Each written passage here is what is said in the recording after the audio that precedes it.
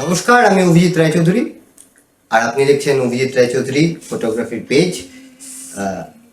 আমি একজন wedding photographer. এই ভিডিওটা বানানোর উদ্দেশ্য হচ্ছে একটাই, যদি আপনি আপনার ওয়েডিং ফটোগ্রাফিকে সিরিয়াস নিতে চান তাহলে কি কি স্টেপ আপনাকে ফলো করতে হবে। তো প্রথমেই ফলো করতে হবে স্টেপ 1, সেটা হচ্ছে বাজেট। নাও, ফটোগ্রাফি হচ্ছে একটা এক্সপেন্সিভ শখ। আপনি জিজ্ঞাসা করছেন কত এক্সপেন্সিভ।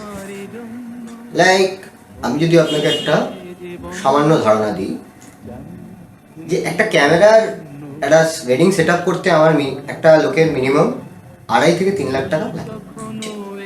অর্থাৎ ফটোগ্রাফি মার্কেটকে আমার অভিজ্ঞতা 2-3 ভাগে ভাগ করা যায়। এক, যারা বহুদিন কাজ করছে, ভালো কাজ করছে, ফটোগ্রাফি নলেজ আছে। 2, যারা বহুদিন কাজ করছে, কাজ চালানোর মতো কাজ করছে, কিন্তু তাদের ফটোগ্রাফি নলেজের থেকেও আছে হচ্ছে প্রফেশনাল এথিক্স। অর্থাৎ সে আপনার 8 ঘন্টা 10 ঘন্টা শ্যুট করে দিচ্ছে, তার ক্রিয়েটিভিটি যেরকমই হোক। আর 3 হচ্ছে যে যারা মার্কেটে আছে কিন্তু এটাই ক্রিয়েটিভ অথবা হার্ডওয়ার্কিং, কিন্তু কম সময়ের জন্য আছে। তো sometime it's very hard for photographer to compete with the budget or the quotation given by other photographers. কেউ ধরুন একটা কাজ করতে তার খরচই হচ্ছে 50,000 টাকা, সে ক্লায়েন্টকে বলছে 70,000 টাকা বা 80,000 টাকা, আর সেটাই কেউ একটা প্রোভাইড করছে 25,000 30,000 টাকার মধ্যে পুরো প্যাকেজটা। আপনি বুঝতে পারছেন একটা ফটোগ্রাফারের কস্টিংয়ের যেই পার্সেন্টেজ, তার থেকেও কমে কেউ লাভ রেখে এই কাজটা করে দিচ্ছে।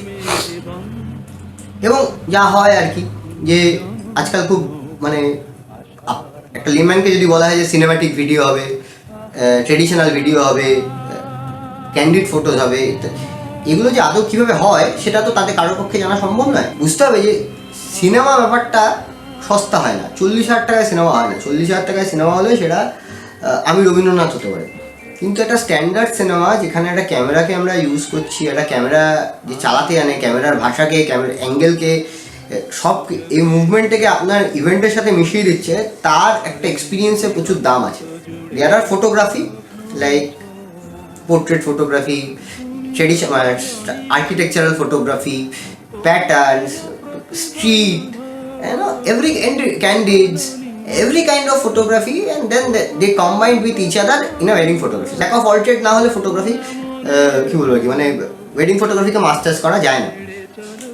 তো সেরকম যে হয়, তারা যারা প্রফেশনাল তারা প্রচণ্ড চার্জ করে, যারা বহুদিন কাজ করছে কিন্তু ক্রিয়েটিভ অ্যাসপেক্টটা কম, তারা কম চার্জ করে।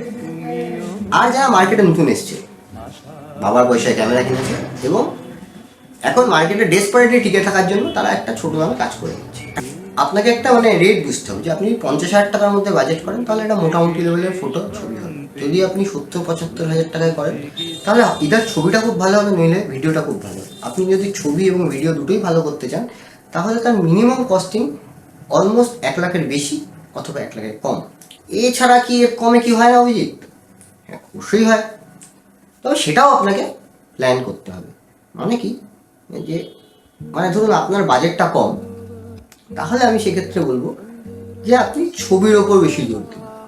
আপনি যদি একটা বিয়ের ওয়েডিং একটা বিয়ে যদি শুধুমাত্র ছবি হিসেবে স্মৃতি রাখতে চান, তাহলে আপনার খুব বেশি হলে 20 থেকে 30,000 টাকা কস্টিং আছে, তার মধ্যে হয়ে যাবে। পুরো গ্রুপকে বুক করেন তাহলে আপনাকে আমি কোটেশন দেবো হচ্ছে 60 থেকে 70,000 রুপিস। আপনি যদি আমাকে সিঙ্গেল হ্যান্ডেডলি বুক করেন তাহলে আমি পার ডে আপনার থেকে নেবো হচ্ছে 8,000 করে।